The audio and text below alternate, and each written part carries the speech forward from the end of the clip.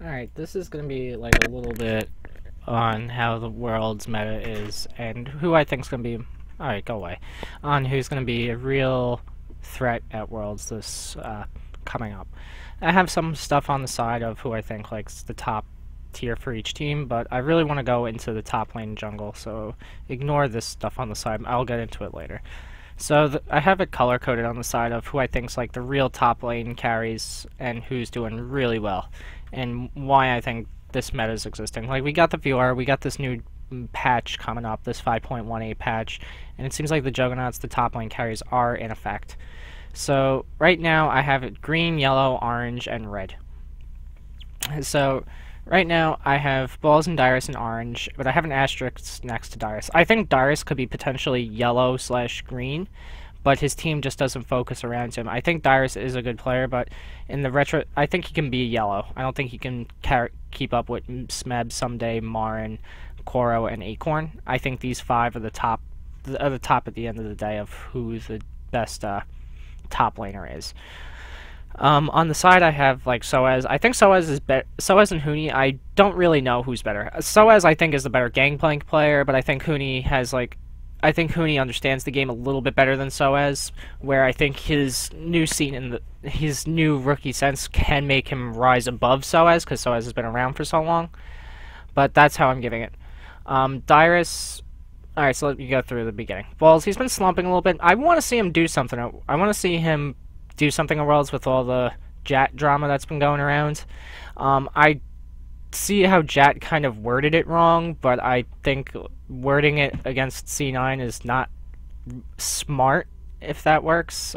Not a good idea for like public relations, or just keeping it on a good PR aspect, because C9 does have a lot of loyal fans. Their team's been the same forever. High's been back, but Balls has been slumping. I don't think the way he said it was proper, like saying that his solo queue. I do agree to a certain degree that the solo queue issue is important, since it is a top lane carry meta right now. And if you're a top lane main in LCS, I think you should be able to carry yourself. But he's in Diamond Korea. To get to Masters and Challenger, it is difficult, and yeah, he's Diamond Korea. That's really good. Like, oh, well, he's not Challenger or Masters, though, like the other people, but at the end of the day, it doesn't really matter. I mean, you could say his laning, he just needs to work on his laning. I think his team can help him with that issue, but you gotta also remember the change in aspects. They did just get over there. It's been a week, so the jet lag issue is no longer an issue, but it's a different aspect of solo queue. Like, if you look up what Afromu, I believe, said, or it was Afromu, I believe, saying that like there's certain things in Korean solo queue that you just don't expect. Like, even other people have said like Korean solo queue is just a different aspect than EU or NA or any other solo queue. That it's a different aspect. It's not as trolly. It's a little bit more toxic because everyone takes it more serious. But I'm not too concerned for the solo queue issue, because Masters is like if we go take a look at Korean solo queue, like the top ladder. Let's take a look at the top ladders. So let's get NA OpGG, and let's get Korea NA OpGG again. I'm gonna change it to Korea, and we're gonna change this. We're gonna keep this to NA. So we're gonna keep the rankings, and we're gonna go take a look at the top rankings right now for each region. So right now we got Tip, and we got I don't know who this even is, so we're going to just take Impact, for example, or Rush. Well, we know they're both in Impact and Rush are both in Korea. So the game MMR is about 31.53 for the top solo queue in NA. Let's take a look at the top solo queue for Korea. 34.16. It's a 300 MMR difference from the top of this perspective. So we're not even looking at Diamond at this point. It's a 300 MMR difference from rank 1 in NA to rank 1 in Korea. And first off, if you even want to say, like, this doesn't even exist. Like, Challenger, like, the idea of solo queue existing is, like, giving these names of, like, Plat, Diamond, Gold, Challenger, Silver, Bronze. Like, they don't exist. They really don't exist. Like, there's no difference. Like, how could you, like, translate it over? Like, we can take the analogy of chess. Like, how could you say, like, for chess, like an American at like a 1500 rating going into their first international tournament to like a Russian going in at like 1300 rating. The ratings are just so different for each like region. Like you can't really say like, well, you just can't say like a 30. That's just so ridiculous right here. Like if you look at like the game MMR for this is Korea. This is on Bang's account, and he's still not just playing. He's trying to stick to his 80 carries, but he'll play Thresh. He has a 78% win rate on Thresh and a 66% win rate on Rumble. But he's not just playing 80 carry. He's playing. He got stuck playing top lane. He got stuck playing jungle support. Support. I believe he's playing. Yep, he's playing support there. 80 carry. But still, now we go look at Impact. Impact is a top laner specifically. He's playing top lane every game.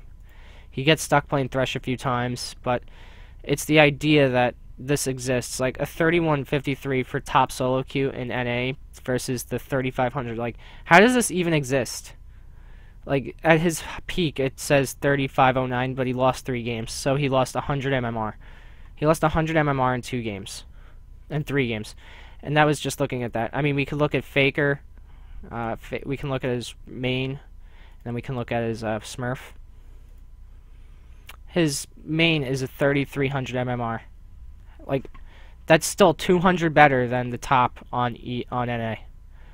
And this is just from the top solo queue. Like, and this is where people actually try. And this is where, like, it's not as it's not as like trolly. And I don't want to say it's not as trolly, but just the MMR difference. And how could you say like this stuff exists? Like, well, let's take a look at the bottom side of it. We'll see if it's the same thing, or if it's a little different. So the top, this is Masters now. It's top 250, I believe.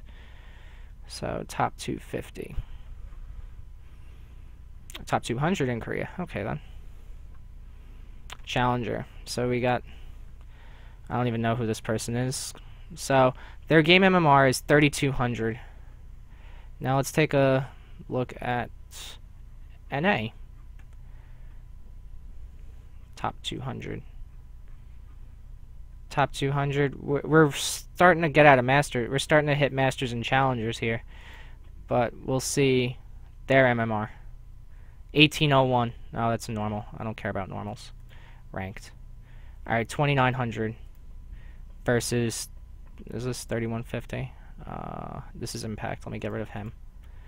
This is Bang. Let's get rid of him. This is the NA guy. I believe that this is not what I need. This is Faker. Alright, this is the other guy. 3200, 2900. It's still a 200, 300 difference. So it's a 300, 200 difference constantly.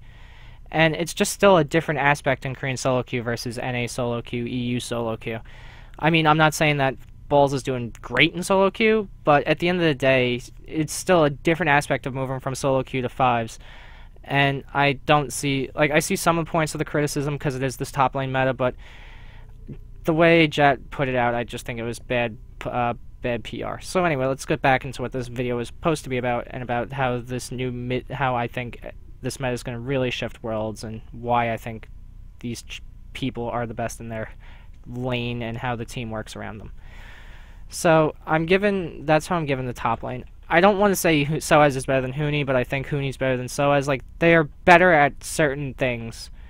Like, I think Soaz is better at Gangplank than Huni, but I think Huni's better at Lulu than Soaz, but I don't think we'll be seeing Huni playing Lulu.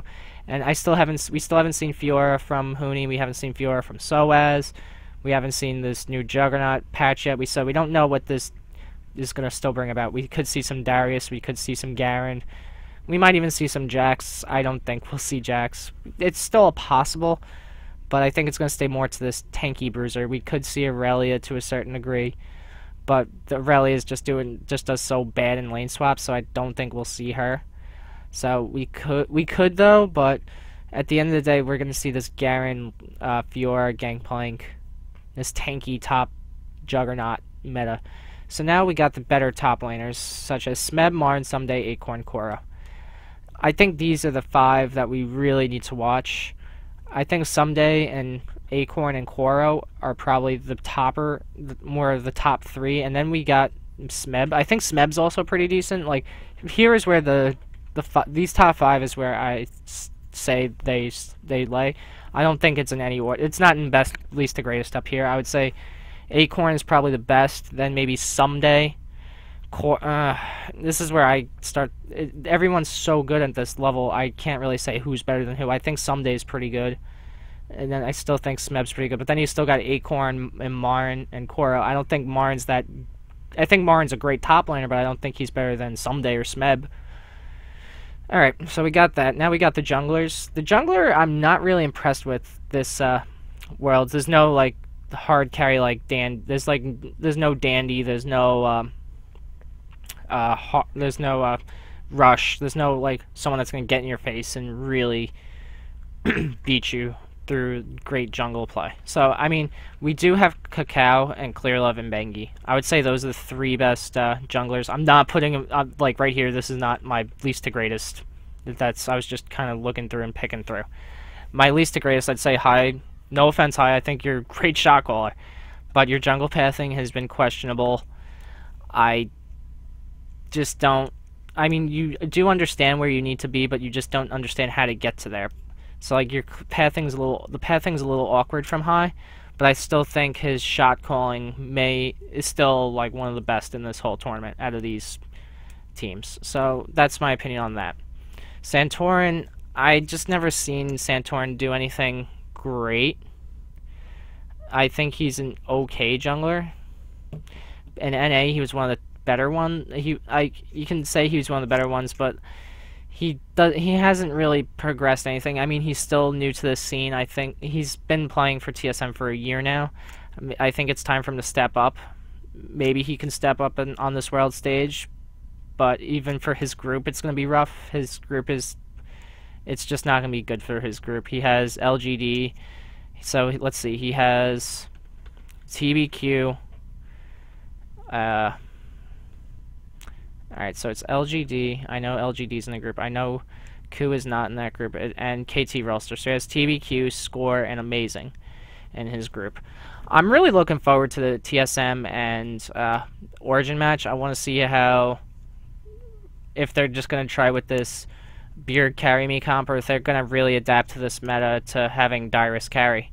Because that's how this meta is changing. I'm not saying Beard can't carry. I'm saying it's just going to be, he's going to carry in a different sense. He's not going to be able to, he's not going to have to do it through this solo kill in lane and carry his team from that snowball. I think he has to I think Bjerg has understood that he needs to play this Orianna Lulu aspect and buff his team, not be his team.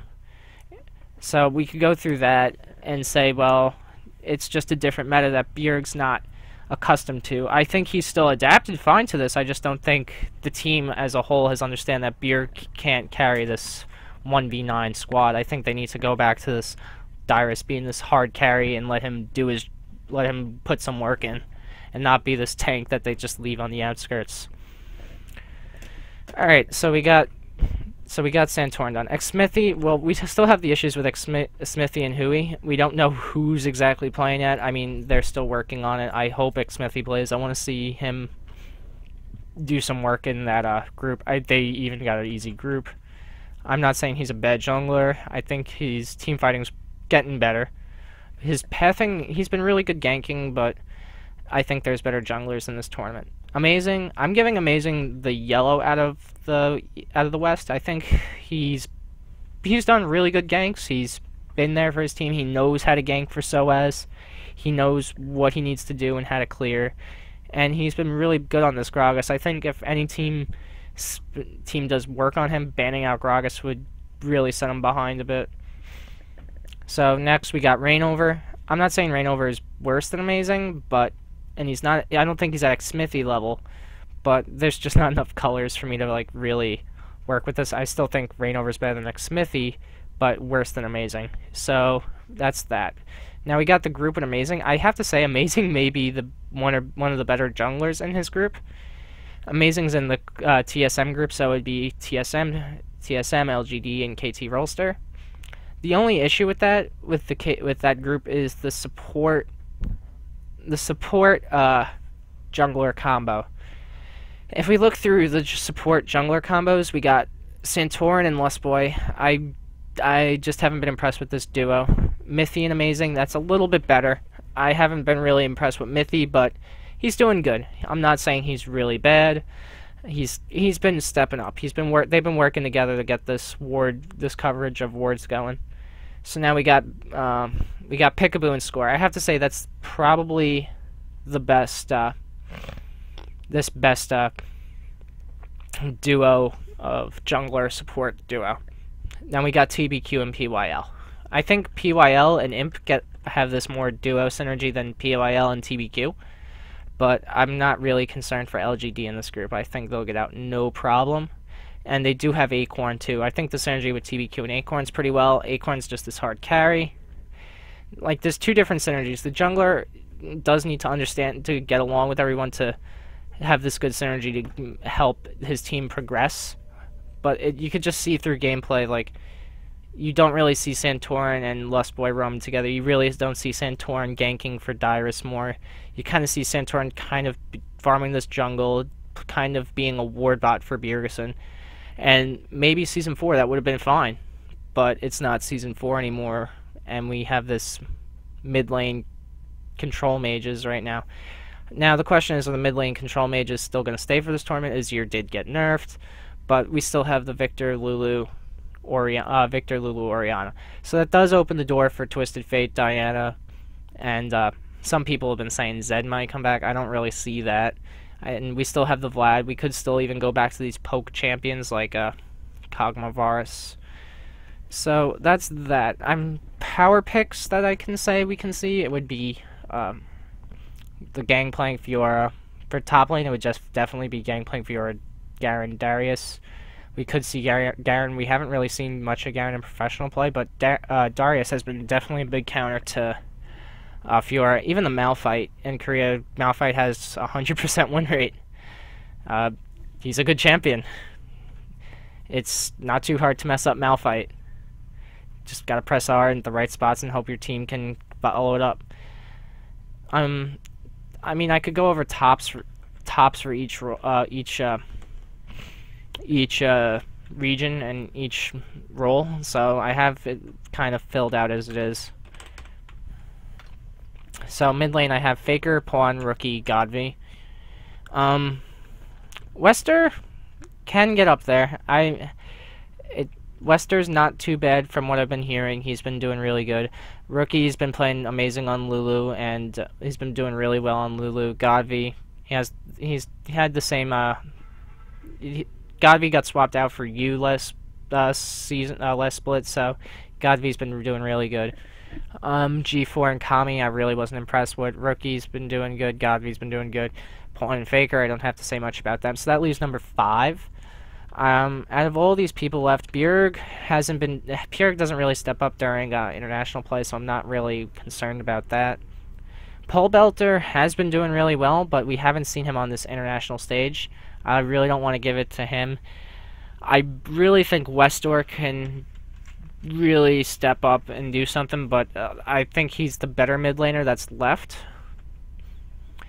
And but I'm really more concerned for Ziv at that point, where Wester can carry, but Ziv, it's going back to that TSM issue where Wester's really good, but his top lane is just not stepping up to that carry potential that they need him to be in. Incarnation has been spamming solo queue, trying to keep his mechanics going, upgrading them, keeping them fresh, keeping them new on this new ping. So we'll see how that goes. I'm not giving it to that. Peke, I haven't been really impressed with him. He's been really playing this mid lane control mage, but like he hasn't been doing anything like Febiven's been. I could give it to Feb, but that's that. ADCs I have an issue with. It's really hard. You got Imp and Deft. I think Imp is better at laning, but Deft is better at team fighting, so it depends what you define more valuable. So that's that. And we got Arrow. Arrow, he's okay. I think he's one of the better ones, but I'm gonna put Prey here. Prey, when Prey's on, he's on. Like, he'll 1v9 carry you Forgiven style. He's like he's a very interesting AD carry. He's really strong, and I would say probably top 3, top 5 in this split here. This is just the AD carries by themselves. Like, individual gameplay. I'm not saying the best duo lane. So, Kid's okay. I think Kitty's really carries that lane pretty well. So, I could say Kid can fit into this. And now we got... So, what do we got? We got Niels, Reckless, Sneaky. I'm not even going to discuss Turtle. Double Lift. He's been really doing well this season. BRTT, no idea. I don't think I watched Pain Gaming, really wasn't impressed. BKT, Lloyd wasn't really impressed. I guess Arrow is the last one. I mean, I'm not really impressed with him. But I would have to say Double.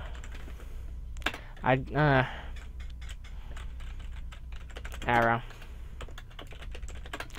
I think Double Lift, Afromu have one of the stronger duo lanes, but not Double Lift as a whole compared to Arrow.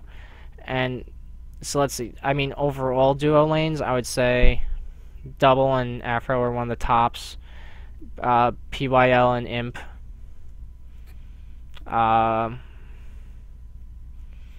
Deft and Miko, Deft really just stands out in team fights. His laning's gotten better since his Samsung Blue days, but his team fighting has just shot up immaculately compared to last season. So we can talk about that now. Supports. There's really, out of all the ones that I've seen, Peekaboo does really well. Lustboy, I haven't been impressed with. His communication with the team just has been really sticking out to me.